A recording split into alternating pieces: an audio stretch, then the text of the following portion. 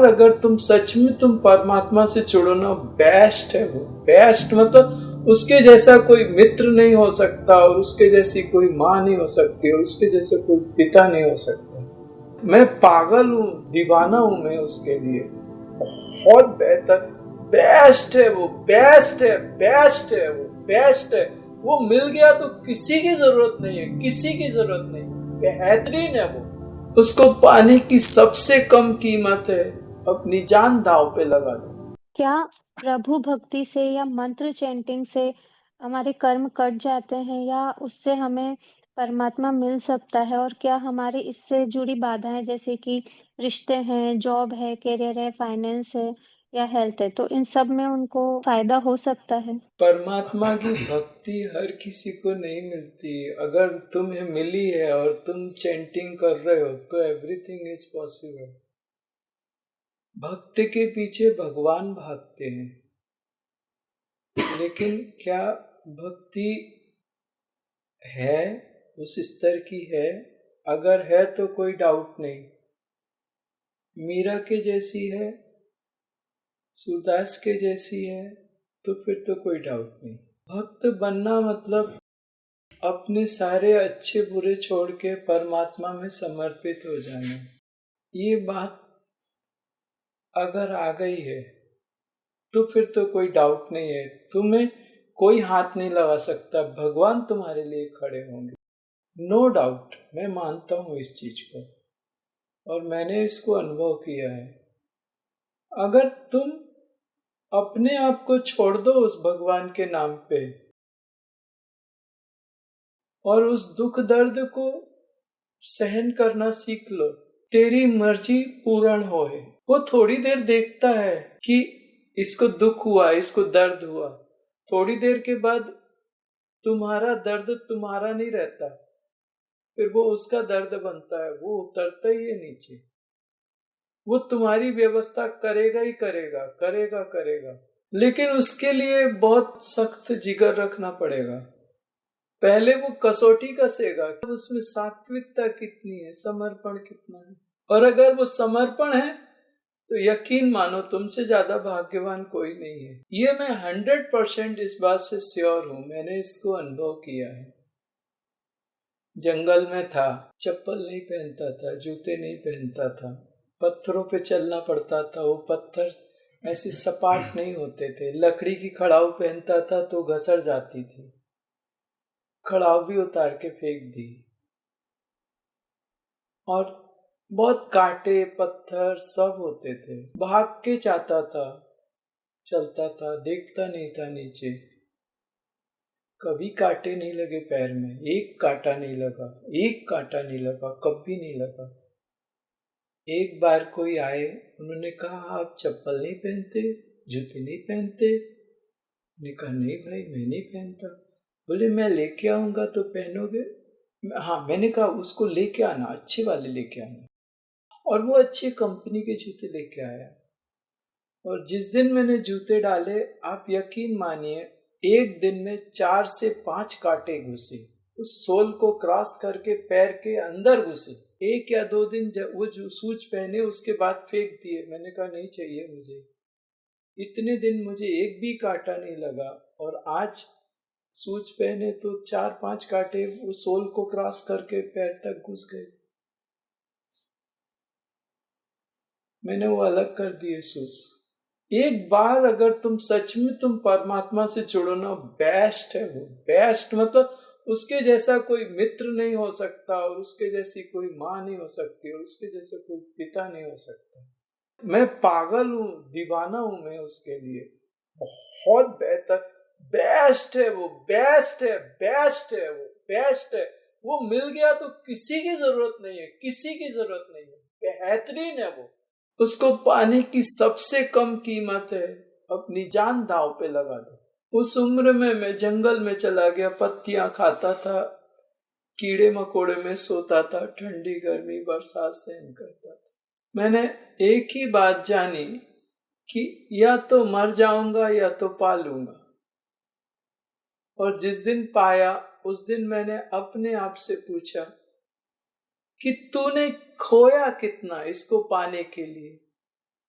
और पाने के बाद तू कंपेयर कर कि तूने क्या खोया और क्या पाया। तो मेरे अंतरात्मा से एक ही आवाज आई कि जो मैंने खोया उसकी कोई कीमत नहीं थी, वो तो बेकार था। जो पाया वो बेहतरीन था। बेहतरीन मतलब बेहतरीन, उसके जैसा कोई नहीं हो सकता। बेहतरीन मतलब बेहतरीन। आज भी आप यकीन मानो उसके साथ मैं इतना मिसबिहेव करता हूँ, उनसे बात करता हूँ ना, इतने गलत तरीके से बात करता हूँ, लेकिन आज तक उसने एक शब्द नहीं बोला कि तू ऐसे कैसे बोलता है। कभी उसके अंदर मैंने अहंकार नहीं देखा, उसके अंदर मैंने क्रोध नहीं देखा। हाँ, भगवती क्रोधित हुई थी, उसका मैंने देखा, भगवान का नहीं देखा। और अब भगवती भी एक बार लास्ट टाइम मैंने उससे पूछा था, अब तो वो भी नहीं क्रोध करती। एक उम्र गुजर गई यार इस संसार को पाने में। जो अपने थे वो बेगाने हो गए भाई। जिनको अपना मानते थे वो छोड़ के कहाँ चले गए। सब छूट गए, कौन कहाँ गया, कैसे गया, संसार बदल गया, व्यवस्थाएं बदल गई। लेकिन मैंने जो पाया है वो इस बदलाव से परे है। उसके जैसा कोई हो नहीं सकता।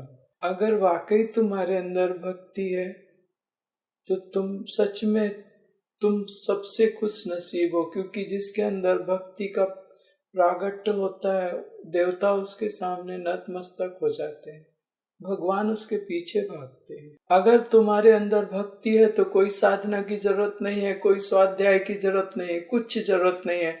भक्ति अपने आप में इतनी सक्षम है कि तुम्हें सब कुछ दे सकती है, परमात्मा को खड़ा कर देगी। भक्ति में इतनी सामर्थ्य है, इतना तो मुझे मालूम है।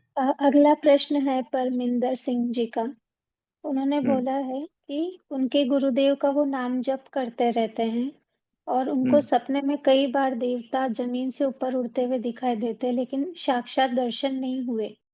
तो क्या ये संभव है कि उनके दर्शन हम साक्षात कर पाए साधना के माध्यम से? देवताओं के? अब परमिंदर क्या करेगा देवताओं के दर्शन करके? कुछ मैंने तो इतनी बार किए, तो देवताओं के दर्शन करके क्या बदल जाता है यार। मैं तो ये कहता हूँ जितने साधक हैं, आप सभी को मैं एक संदेश देना चाहता हूँ। साधना करते समय अगर आपको देवता दिखते हैं उसको बिल्कुल इग्नोर करो, अवॉइड करो। उसका रीजन एक है, साधना के समय अगर ऐसी अनुभूति किसी साधक को आती है वो साधक बर्बाद हो जाता है, उसकी साधना खत्म हो जाती है। इसको मैं आपको समझाने की कोशिश करता हूँ। मान लीजिए आज मैं साधना कर रहा हूं और मैंने बहुत गहरी साधना करी और उस गहरी साधना के कारण मुझे देवताओं के दर्शन हो गए, यहां तक ठीक है। अब देवता के दर्शन हो गए, मैं साधना से उठा, मैं बड़ा खुश था, आज देवता के दर्शन हो गए, बड़ी अच्छी अनुभूति हो गई। अब मैं कल जब साधना में बैठूंगा तो मेरी हालत क्या होगी? मैं साधना पे ध्यान नहीं दूंगा, मेरा पूरा दिमाग और दिल और सारा अस्तित्व एक बात पे कि आज फिर से हो जाए। उस चक्कर में मैं साधना ही नहीं करूंगा। जो कल का दिन था मैंने अपनी साधना को अच्छे से किया था, इसलिए उसका परिणाम आया कि देवता के दर्शन हो गए। लेकिन आज मैं उतना कंसंट्रेट अपनी साधना पे नहीं कर पा रहा हूं, क्योंकि मुझे लग रहा है कि आज भी होने चाहिए। आज नहीं होंगे। क्यों? क्योंकि आज मेरी साधना गिर गई। अब मैं रोज इसी चक्कर में बैठूंगा, हे भगवान मुझे देवता के दर्शन हो जाए। अरे देवता भी दर्शन दे देगा तो क्या हो जाएगा तुम्हारा, कितना बदलेगा, क्या बदल जाएगा? वो ज्यादा बड़ी बात नहीं है। देवता के दर्शन और ये सब चीजें वो तो होती ही रहती है साधक के साथ में। और मैं कहता हूं कि अगर हो भी जाए तो ध्यान मत दो, क्योंकि साधना एक ऐसी चीज है कि अगर तुम लगातार करते रहोगे तो वो देवता तुम्हारे सामने सर झुका देंगे। साधना इतनी बलवान है कि अगर तुम्हारे सामने सब आके खड़े हो जाएंगे। तुमने साधना इसलिए नहीं करनी कि तुम्हें देवता के दर्शन हो जाए, तुम्हें साधना इसलिए करनी है कि तुम शिव बन जाओ, ब्रह्म हो जाओ। अहम ब्रह्मास्मि। इन कर्मों से मुक्ति मिले तुम्हें, जो कर्म तुम्हें खाने के लिए आ रहे हैं। साधना इसलिए करनी, तुम अपना काम ईमानदारी से करते जाओ, ये सारे देवता तुम्हारे सामने आके हाथ जोड़ के खड़े हो सकते हैं। ये कोई बड़ी बात नहीं है। मैंने अनुभव किया है इसलिए मैं बोल रहा हूँ, ये सत्य है। मैं इतना ही कहूंगा, इन देवताओं के दर्शन वर्शन के चक्कर में मत रहो, अपने कर्मों का नाश करो और इन कर्मों से ऊपर उठो। मनोज जैन नागपुर से हैं। उनका प्रश्न है, उनको उन अच्छे कर्मों का पछतावा होता है, ग्लानि होती है जो उन्होंने बुरे लोगों के साथ किए, और उन्हें इस वजह से जब वो ध्यान में बैठते हैं तब क्रोध आता है, बहुत तेज आता है, तो वो क्या करें? जैन साहब, ये बचपन मत करिए कि गिल्टी भी एक नेगेटिव एनर्जी है। एक बात ध्यान रखिए। और सेकंड में आपको एक चीज बोलता हूं, जब आप साधना में बैठो तो श्वास पे ध्यान दो, और श्वास पे ध्यान देने के बाद में अगर उसके बाद भी मन चंचल है तो मन को रोकने की कोशिश नहीं करना। मन जो करता है उसको करने दो।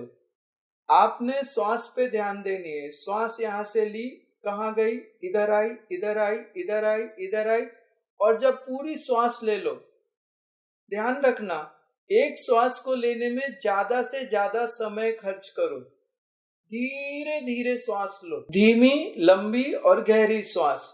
उसके बाद थोड़ी देर के लिए वो श्वास रोक लो, थोड़े समय, जितनी देर आसानी से रोक सकते। उसके बाद में धीरे धीरे छोड़ो, पूरी आखिरी श्वास छोड़ो। ज्यादा समय लेना श्वास छोड़ने में, धीरे धीरे छोड़ो। और श्वास छोड़ने के बाद रुकना थोड़ी देर, जितनी देर आप रुक सकते हो आसानी से। ऐसा करोगे तो तुम्हारे मन में जो विचार आते हैं थोड़ी देर में, वो मन तुम्हारा गिर जाएगा, निर्बल हो जाएगा मन, विचार नहीं आएंगे फिर। संग्राम माने जी का प्रश्न है कि सफलता के लिए महाविद्या की साधना करने की इच्छा रखते हैं, इसके लिए मार्गदर्शन चाहते हैं। संग्राम जी, एक्चुअल महाविद्या जो ऊर्जा होती है, वो ऊर्जा जब हम अपने शरीर में इन्वोक करते हैं तो हमारे शरीर को उस स्थिति में लाना पड़ता है कि वो महाविद्या उस शरीर में एडजस्ट हो सके। वो पूरी तैयारी करनी पड़ती है महाविद्या की, क्योंकि उतनी बड़ी शक्ति जब हमारे शरीर के भीतर आएगी तो हमारी बॉडी उसको सहन तो करे। आप किसी भी महाविद्या को ले लो, श्री विद्या ले लो, महाकाली ले लो, या मातंगी ले लो, बगलामुखी ले लो, आप और दूसरी तारा ले लो। ये महाविद्याएं इतनी पावरफुल होती हैं, इतनी शक्ति होती है इनमें कि जब साधक के शरीर में ये आती है तो साधक पूरा दब जाता है। वो साधक का अस्तित्व ही समझ नहीं आता कि साधक कहाँ गया, वो पूरी पसर जाती है उस पे। और उस समय अगर साधक को ना संभाला जाए तो साधक के जीवन खतरे में आ जाता है। इन महाविद्याओं की ऊर्जाओं को मैंने अनुभव किया है, ये सत्य बात है। आप यकीन मानिए, सबसे पहले मैंने बजरंगा की साधना की, और बजरंगा ने जब आया और उसने बोला कि तू शक्ति का आवाहन कर, जब मैंने शक्ति का आवाहन किया तो बजरंगा ने उस शक्ति को थामा। उसके बाद मेरी ऐसी हालत थी, भार उसने, बजरंगा ने संभाल लिया। उसके बाद मेरा जो शरीर टूटा है ना, तो सालों साल तक मेरे शरीर ने खड़ा नहीं हो पाया। कई साल तक मेरी हालत बुरी रही, मरे जैसा हो गया मैं, जबकि बजरंगा उस शक्ति को पूरा धारण कर रहा था। मेरे ऊपर वजन आने ही नहीं दिया उसने, पूरा का पूरा उसने शक्ति का भार वहन किया। उसके बाद मेरा शरीर सालों साल तक इतनी भयानक पीड़ा ना, मरे से हजारों गुनी ज्यादा पीड़ा, मृत्यु से हजारों गुनी ज्यादा पीड़ा सही है मैंने। आप जो बोल रहे हैं उसका अर्थ समझिए कि आप क्या मांग रहे हैं। ये जो लोग मार्केट में बोलते हैं ना, महामृत्युंजय, बगलामुखी, ये मुखी, वो मुखी, ये सिर्फ बातें हैं। वो ब्रह्मांड की, अनंत ब्रह्मांड की शक्ति है, कोटि कोटि ब्रह्मांड की शक्ति है। वो इतनी भयंकर ऊर्जा है, इतनी सॉलिड ऊर्जा है कि एक साधारण मनुष्य के शरीर में जब वो ऊर्जा उतरती है तो साधारण मनुष्य की हालत क्या होती है वो देखने लायक रहती है। मैं आपको सत्य कहता हूं, और मैंने बजरंगा की साधना ऐसे की जैसे मैंने, हमारे यहाँ अष्टांग योग में होता है सम दम नियम आसन आहार विहार ध्यान धारणा प्राणायाम समाधि। तो इसमें क्या होता है, इसमें एक धारणा होती है। धारणा होती है, कैसी होती है कि आप जिस देवता की साधना करते हो आप उसको गुरु के रूप में स्वीकार करते हो, आप उसे मित्र के रूप में स्वीकार करते हो, आप उसे देवता के रूप में स्वीकार करते हो, आप उसे पिता के रूप में स्वीकार करते हो, आप पत्नी के रूप में स्वीकार करते हो, आप पति के रूप में स्वीकार करते हो। मीरा ने भगवान कृष्ण को पति के रूप में माना। तो भावना, तो मेरी भावना, मैंने बजरंगा को मित्र रूप में आवाहन किया था शरीर पे। इतनी सॉलिड व्यवस्था, और मेरे गुरु भगवान इतने पावरफुल हैं कि मैं क्या बोलूं आपको। इतनी प्रचंड शक्तियां मेरे साथ होने के बाद जब वो शक्ति उतरी तो सालों साल तक मेरा शरीर उठ नहीं पाया। बजरंगा की साधना के बाद ये बॉडी ऐसी स्टील के जैसी हो गई थी, और शक्ति के आवाहन के बाद में इसमें से आत्मा निकलने को फड़फड़ाती थी। मैं आपको सिर्फ एक चीज गंभीरता से समझाना चाहता हूं कि क्या आप उस एनर्जी को, अगर आ भी गई तो क्या आप संभाल पाएंगे, या उस एनर्जी को संभालने के लिए, जैसे मैंने बजरंगा को पहले और गुरु भगवान को साथ में रखा तो उसने वजन संभाला, उसके बाद में जिंदा बच पाया। मैं व्यवस्थाएं रखनी आवश्यक है कि नहीं, नहीं तो हमारी जिंदगी के ऊपर खतरा कितना है। ये सारी चीजें, इन साधनाओं के बहुत प्रचंड, बहुत ऊर्जा तो है, इनका उपयोग तो है, उनकी उग्र ऊर्जा के साथ खतरा भी उतना है। आपको पता नहीं है, मैं जहां रहता हूं मेरे साथ में रहने वाले, उनकी वाट लगी रहती है, क्योंकि मेरी ऊर्जा इतनी फैली होती है कि उसमें साथ में रहने वालों की नानी दादी याद आती है, उनके हाथ पैर दर्द करते हैं, उनके पूरा शरीर जलता है, उनकी पूरी सब पूरी, मेरे रहने मात्र से वहां की ऊर्जा खोल जाती है उस एरिया की। आप देवी की बात करते हो, देवी तो छोड़ दो, इनकी जो मशीनें रहती हैं, एनर्जी स्कैनर वगैरह, वो बंद हो जाते हैं जब मैं उधर हॉल में प्रवेश करता हूँ। वो सब मशीनें बंद चालू ऐसी बाय, उनमें पता नहीं क्या क्या होता है, खतरनाक वो कुछ कुछ होने कर लगते हैं। मैं यहाँ से घर से बाहर नहीं निकलता, मुझे घर से बाहर निकलने में, मैं साधारण जिंदगी नहीं जी पाता उन शक्तियों के साथ, क्योंकि मैं जानता हूं कि मैं बाहर निकलूंगा और कहीं कुछ वो ऊर्जा के कारण किसी को तकलीफ हुई या कुछ हुआ तो वो ठीक नहीं है। मैं घर में एक कमरे में बंद रहता हूं। आप उस चीज को समझिए, आसान नहीं है ये जो आप बोल रहे हैं। आप क्या बोल रहे हैं, आप उसको गंभीरता को समझिए। और उस समय मेरी उम्र एक अच्छी खासी उम्र थी जब ये मैंने ऊर्जाएं अपने शरीर में धारण की थी। अब तो मेरी उम्र भी कम कम हो गई है, और आपकी भी उम्र आप देखो थोड़ी तो दिख रही है। तो इस उम्र में क्या आप उतनी ऊर्जा, आपका शरीर संभाल पाएगा? हाँ, श्री विद्या वगैरह का क्या होता है, श्री विद्या आप आराम से शांति से लो तो चल जाता है। श्री विद्या की ऊर्जा चलती है थोड़ी बहुत, क्योंकि वो सोर्सी है और उसको एक इंटेंसिटी से उतारा जाता है। जितना आपके लिए ओके है उतना उतारा जाता है, क्योंकि श्री विद्या के साथ में सदा शिव होता है, वो उसका भार वहन करता है। वो साधक के ऊपर डायरेक्ट भार नहीं आता। श्री विद्या का भार सदा शिव पूरा अपने ऊपर ले लेता है। वो मैनेजेबल हो जाती है साधकों को, लेकिन वो भी अगर उसके शरीर में अच्छी तरीके से डाली जाए तो नानी दादी याद आती है, पूरा शरीर ऐसा हो जाता है, अरे बाप रे बाप। सच में बताऊं संग्राम सर, कि जब वो शक्ति उतरी थी तो ऐसा लगता था जैसे ये सर बारीक बारीक टुकड़े होकर ब्लास्ट हो जाएगा, पूरा शरीर पूरे शरीर में मौत से कई गुना ज्यादा दर्द था और वो 1-2 दिन नहीं, सालों साल रहा। मैं उसको भगवती को प्रार्थना करता था, भगवती शांत, भगवती शांत, और मैं जितनी प्रार्थना करता था वो उतनी ज्यादा वो खोलती थी और शरीर में भयानक, रातों को नींद नहीं, कितने रातों नहीं सोया मैं, खाना नहीं खा सकता था, खाना खाता था पूरा शरीर बाहर फेंक देता था, वॉमिट होती थी। खाना तो छोड़िए, आप प्यास लगी होती थी, मैं पानी नहीं पी सकता था, पानी पीता था, पानी बाहर फेंक देती थी वो,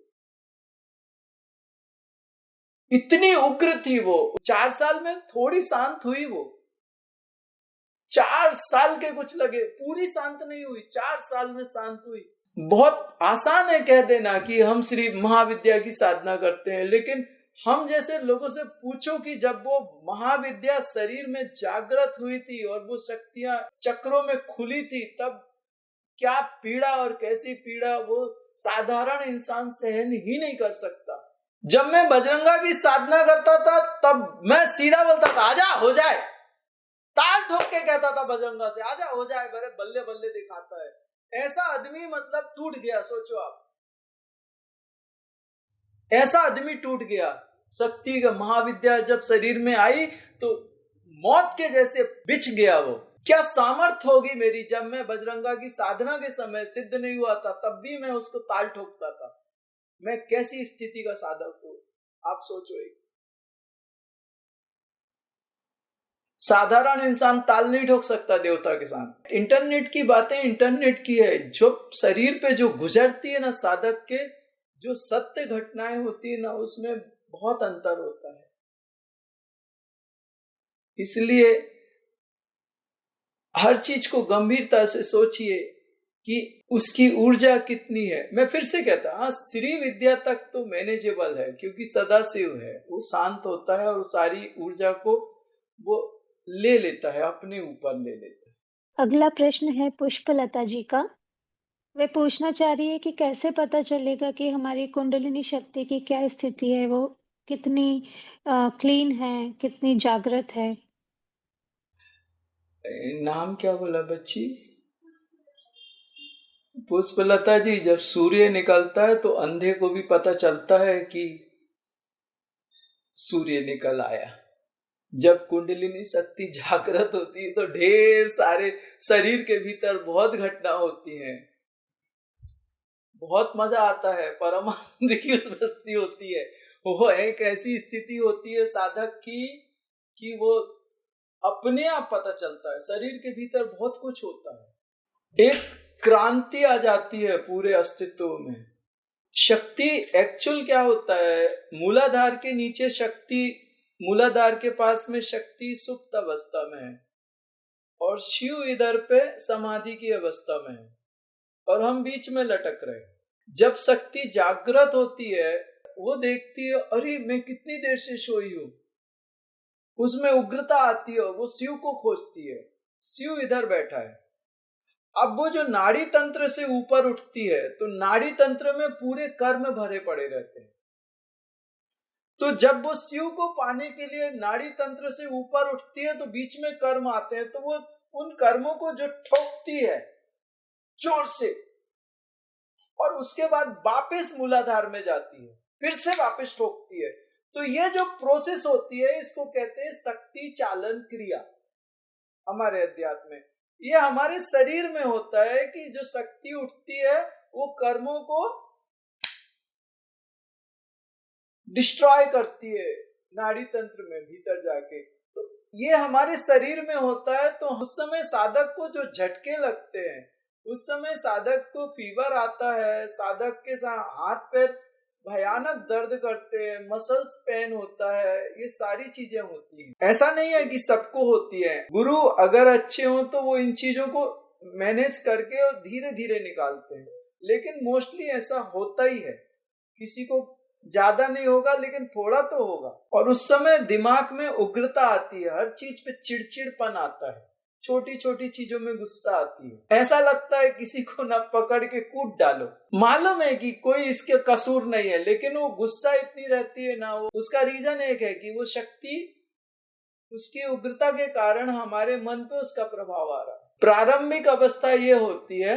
सेकेंड स्थिति में वो शक्ति क्या होती है, डिस्ट्रक्शन करने के बाद में क्रिएशन पे उतरती है।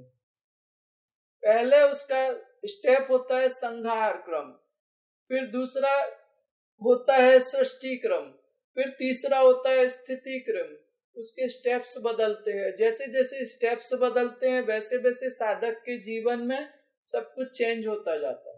नेक्स्ट शिवानी शर्मा जी का प्रश्न है कि उनके घर पे बहुत कण खजूरे आते हैं और उनको उनको मारना पड़ता है क्योंकि उनके घर में छोटे बच्चे हैं। तो क्या उनको मारने से पाप लगता है? प्रेम से मारिए, पाप नहीं लगेगा। प्रेम से मार। अगर तुमने गुस्से से मारा, नफरत से मारा तो कर्म बनेगा। प्रेम से मारो, कुछ नहीं होता। हमने भी एक बार अपने गुरु भगवान से पूछा था, क्योंकि हम जंगल में रहते थे ना, या तो फिर दूसरा जंगल के साइड में आश्रम बनाए ना, तो वहाँ कीड़े मकोड़े आते थे। तो हमने गुरु भगवान से पूछा था, भगवान अगर हम मारे तो हमें कर्म लगेगा, अगर नहीं मारे तो हम रह नहीं सकते।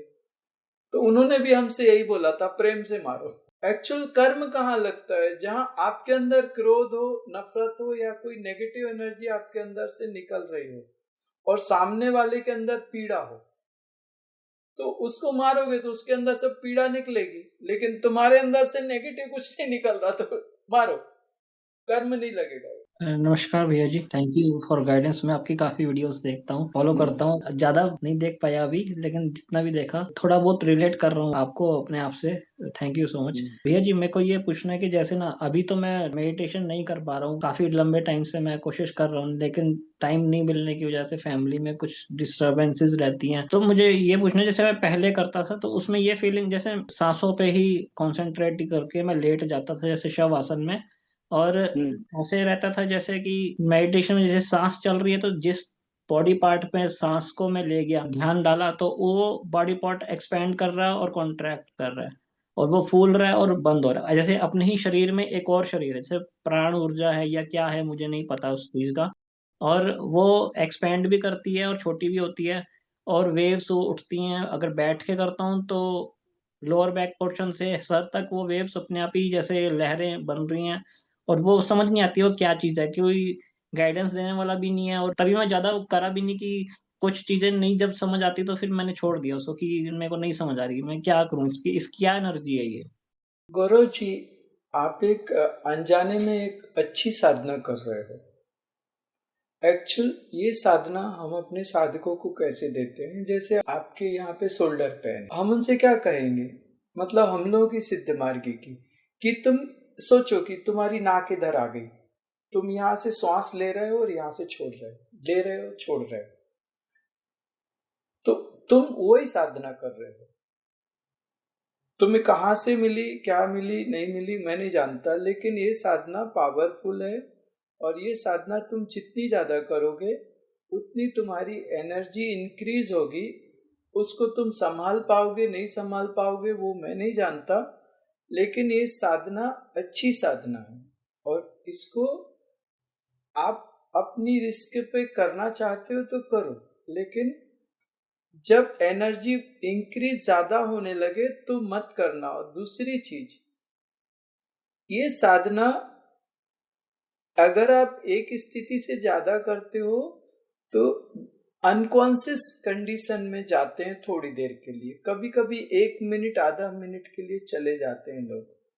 तो उस समय जब आप गाड़ी ड्राइव करते हो तो बहुत ध्यान से आप गाड़ी ड्राइव करो, या कोई ऐसा काम करते हो उस समय मैं आपसे बोलूंगा कि सावधान रहिए। हाँ, उस समय अनकॉन्शियस नहीं होना। हाँ, उस टाइम ना जैसे फील आती, जैसे अगर मैंने टांगों में लेके गया अपने ध्यान को, सांसों को, वो जैसे सांस अंदर जा रही है तो मेरी टांग खुली हो गई, बड़ी हो गई टांग, सांस बाहर निकली टांग छोटी हो गई, और ऑरा ऐसा लगता है कि एक्सपैंड हो गया। जैसे सोच रहा हूँ मैं अगर बड़ा हो रहा हूँ तो मैं बड़ा होता ही जा रहा हूँ, पूरी दुनिया से बड़ा हो गया, यूनिवर्स से बड़ा, और फिर जब कॉन्ट्रैक्ट कर रहा हूँ तो छोटा हो गया। अनजाने में आप अपनी प्राण ऊर्जा को यूज कर रहे हो, लेकिन ये अच्छी बात है। लेकिन इसके साथ रिस्क एक है कि इस ऊर्जा को जो एक्सटेंड होगी एनर्जी, उससे आप अपने आप को संतुलित कर पाओ तो बहुत अच्छी बात है। अगर यही ऊर्जा असंतुलित हो गई तो आप मुसीबत में फंस सकते हो, आप असुरक्षित हो सकते हो। अगला प्रश्न पल्लवी देसाई जी का है। वे पूछ रही हैं कि मानसिक रूप से जो दिव्यांग लोग होते हैं या बच्चे होते हैं, वो कैसे आध्यात्मिक प्रगति कर सकते हैं? एक्चुअल ऑटिज्म से बच्चे जो होते हैं वो उनकी बीमारी नहीं होती। जब वो बच्चे माँ के गर्भ में होते हैं तो माँ उस समय डिप्रेशन या स्ट्रेस में रहती है और उस समय माँ का कर्म बच्चे को लगता है। एक ही कर्म दो हिस्सों में डिवाइड होता है, एक बच्चे में जाता है, एक माँ में रहता है। अगर माँ उस समय जब वो प्रेग्नेंट थी उस समय उसके साथ में कोई ना कोई घटना जरूर हुई होगी जिसके कारण वो डिप्रेशन या स्ट्रेस में गई होगी, या तो एक, दो या तीन घटनाएं हुई होंगी। अगर आप साधक हो तो उन घटनाओं को अगर आप एनर्जी देके और आपके शरीर में जो वो कर्म रखे अगर उनको आप डिजॉल्व कर देते हो तो ऑटोमेटिक उस बच्चे के अंदर से वो कर्म डिजॉल्व हो जाएगा। आप अपने शरीर से भी डिजॉल्व करो क्योंकि वही कर्म उस बच्चे के अंदर है। तो उस समय जो घटनाएं आपके जीवन में हुई उन घटनाओं को आप डिसॉल्व कर दो पास्ट लाइफ में जाके, अगर आप साधक हैं तो वो ऑटोमेटिक वो बच्चे में बहुत बड़ा परिवर्तन देखने को मिल सकता है। अगला प्रश्न है गायत्री जी का। वे पूछ रही हैं कि जो देवता होते हैं वो क्रिया शक्ति को क्यों ब्लॉक करते हैं और उसे अनब्लॉक कैसे कर सकते हैं?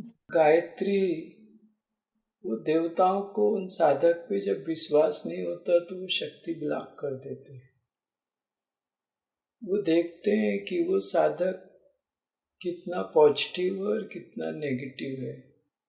अगर उन देवताओं को लगता है कि ये नेगेटिव ज़्यादा है तो वो अपनी ऊर्जाओं को ब्लॉक कर देते हैं।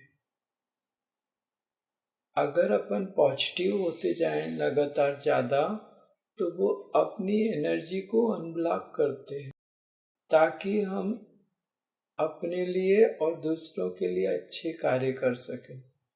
लेकिन अगर हम गलत दिशा में जा रहे हैं या गलत काम कर रहे हैं या हमारे अंदर क्रोध है या और कोई गलत चीज है तो वो हमारी शक्तियों को लॉक कर देते हैं।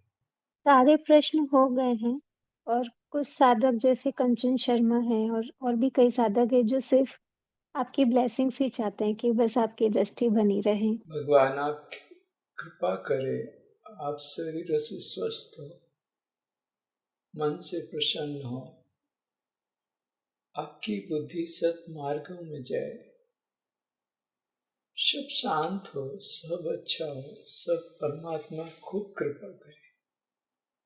Bless you. नमः शिवाय। नमः शिवाय गुरुदेव। अभी सभी प्रश्न हो गए हैं और आपको बहुत बहुत धन्यवाद हम सभी की ओर से कि आपने अपना कीमती समय हमें दिया और आपकी दिव्य दृष्टि हम पे डाली।